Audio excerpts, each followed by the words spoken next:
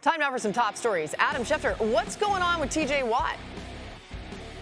He is not at mandatory minicamp in Pittsburgh, despite the fact that Aaron Rodgers is. T.J. Watt is looking for a new contract. Mike Tomlin told reporters today that he's confident that something will get worked out because both sides want it to get worked out. It just has not gotten done yet, and until it does, Watt does not plan to show up there. He's skipping his mandatory minicamp to make a statement. The same is true in Washington with the Commanders' standout wide receiver Terry McLaurin, who's looking for a new deal in an offseason where Jamar Chase, T. Higgins, DK Metcalf, amongst others, have gotten paid. And McLaurin has produced with the best of them, had huge numbers, wants a big new deal. The two sides have not gotten close to getting that deal just yet. And the biggest deal of all that's expected to get done at some point this summer is from Micah Parsons, who is expected to become the highest paid defensive player in NFL history whenever that deal gets done, and both sides are working to make it happen. It should get done at some point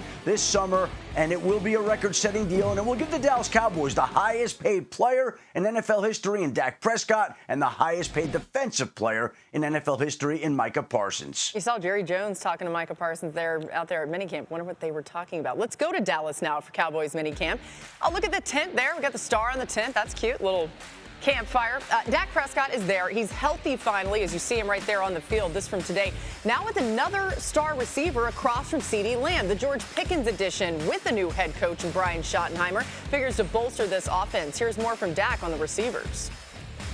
It's valuable CeeDee being here. I mean, it's hard to even put in comparison him being here, the work we're able to get versus last year versus him under the contract negotiations. But just to have him here, having these practices, getting off to a good start, understanding each other, what we're trying to accomplish, has been monumental. And then obviously adding GP, something else has been monumental. And I've said it before, when you bring in guys like that, talented guys I've played with over the years, that you look at their resume and they're winning, I mean, that's credit to them. They make that process of me getting to know them that much easier. They know how to get separation. They know how to win at the ball. For me, it's just about learning their bodies and just making sure communicating a few things for them. Dak just spoke moments ago. Todd Archer, our Cowboys reporter, is out there at minicamp as well. Todd, what stood out to you about watching Dak in this Cowboys offense now with these new additions? Yeah, Laura, a couple things. Really, over the entire offseason, a lot more shifts, motions, things we hadn't seen from the Cowboys offense, and then speed. George Pickens talked about that on Tuesday. There's speed everywhere that can open up this scheme. Last year, the Cowboys had just 47 pass plays of 20 yards or more. Compare that to 2 years ago, and they had one of the best offenses in the league when they had 64 passes of 20 yards or more. And now remember, Prescott missed the final 9 games last year with that hamstring injury. He's been out there the entire time this offseason. Looks good. He and Brian Schottenheimer really look to be gelling on Wednesday. Dak had 5 touchdown passes in team and 7-on-7 drills. But let me get back to the receivers. At the end of this month with Dak, they'll go on their summer retreat that they've taken here lately. They'll work out, they'll run, they'll do everything together, get to know each other. And that takes on more importance this year because Lamb is around and Pickens is new. So by the time the Cowboys get to Oxnard for training camp, they expect to be fully on the same page 100%. Yeah, it's a good point. CeeDee Lamb, of course, going through the contract stuff last year, so wasn't around as much with Dak. You heard Dak referencing that as well. Thanks so much to Todd Archer, the latest from Cowboys camp, which is wrapping up today.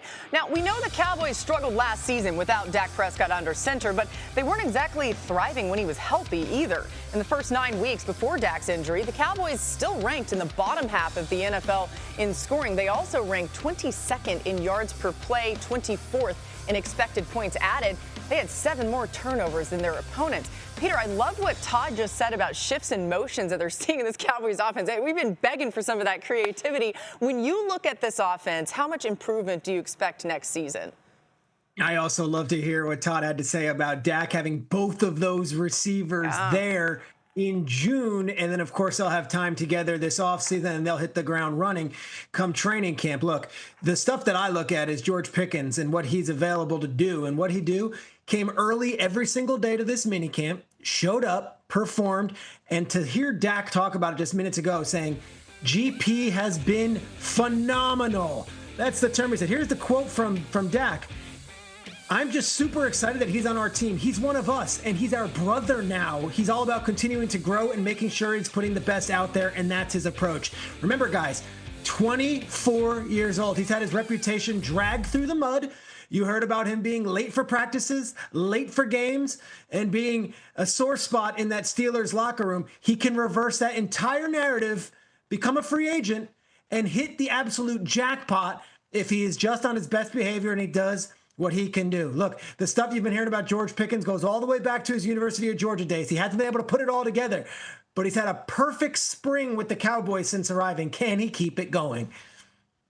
You know what? Reverse his reputation and hit the jackpot. That's how we got Peter Schrager here at ESPN. So I'm all for it. Whenever you have Dak Prescott using language like brother, he's already on nickname terms, GP, you know that they're super excited. And it should lift their offense. This is a match made in heaven. Because even if you look at George Pickens, although he's young, he also doesn't really know what it's like to play alongside another bona fide wide receiver. Because he's had to be a one, and he hasn't had, much of a options on the other side to take some of that attention away. With CeeDee Lamb, who also is starving for a great number two, and for Dak Prescott, it allows him to see the field. It allows defenses to play them honest, and then you can really see and get the potential out of Dak Prescott that you know is there and what's warranted him being the highest paid quarterback in the league. Listen, this Dallas offense is going to undergo a lot of changes this upcoming season. George Pickens will be one of them. They're still looking to establish their running game. They're going to be leaning on Javonte Williams, who they signed as a free agent, Jaden Blue, who they drafted, Miles Sanders, who they also signed. There's changes to the running game. There's changes to the passing game. There's changes to the coaching staff. There's a lot going on in Dallas that this team will have to improve on this season. Yeah, I think, though, when you even list all those names out and the way that Brian Schottenheimer's handled everything, it looks like the hope should be really high. I think we've said that a few times about the Cowboys, but this is real, you guys. Our next stop on our little camp tour today, J.J. McCarthy, the unquestioned starter in Minnesota now. And they've shown a ton of faith in him there, going all in on McCarthy. You see him out there at minicamp. They could have gotten other quarterbacks, including maybe Aaron Rodgers. Here's McCarthy and Justin Jefferson on their growing relationship. It's been fantastic, just like I said, the authenticity of him. He's not too big or too cool for school. Like, he's Jets, and he's, just a guy's guy. And we appreciate every single moment we have with him, me specifically.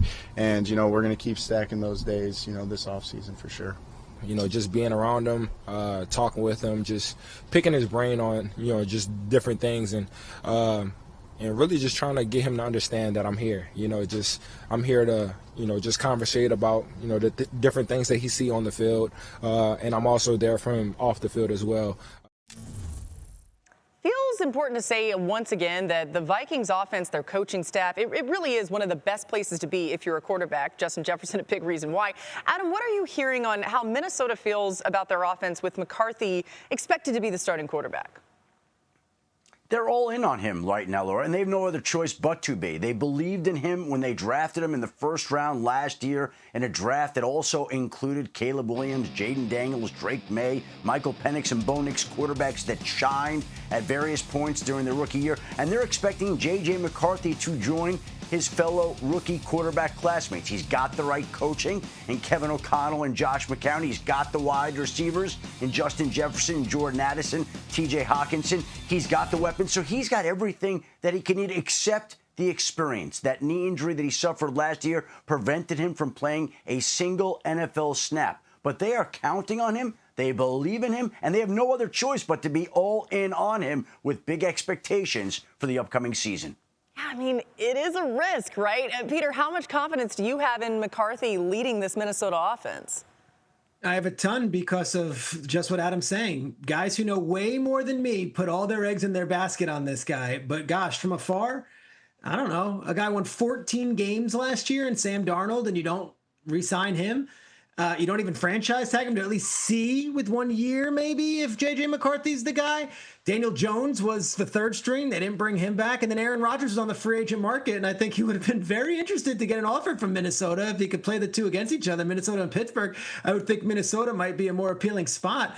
But no, they're all in on J.J. McCarthy.